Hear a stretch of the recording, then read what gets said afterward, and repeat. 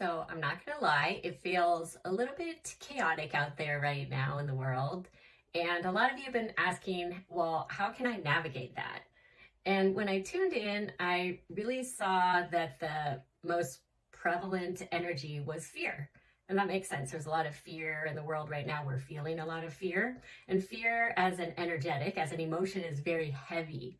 So if we look, we could say, okay, what's the opposite of fear? And the opposite of fear is always love. And I'm sure you've heard that many times. But what I saw was a scale. So if we look at the world right now, we could say there's fear over here and there's love over here. And right now, fear is kind of heavier, right? It's kind of winning. It's kind of, well, not winning, but it's like heavy. The scales tip this way, right?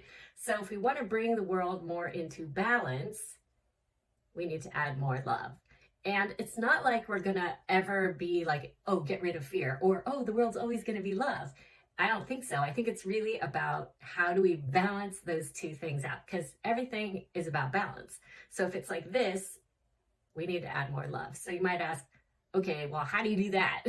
So the problem is when we get into indignation or we get into resistance to what is, we add more fear. So when we get mad, or we say, why is it like that? And oh my God, I'm so mad at those people, or whatever it is, we're just adding more fear. So really the way to add more love is the energetic of love. And what does that mean? That means something different to every person, but it could mean a big action.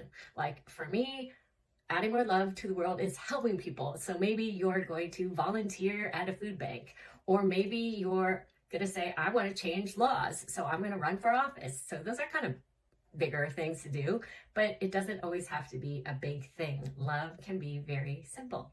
So adding more love to the world can look like you really being more present today with your kids. It can be being kinder and more understanding to your partner. It can be stopping to pet the dog that's walking by you on your walk and giving it a treat. It can be buying coffee for the person behind you in line. So love as an energetic can mean many things to different people, but the point is, where is it coming from?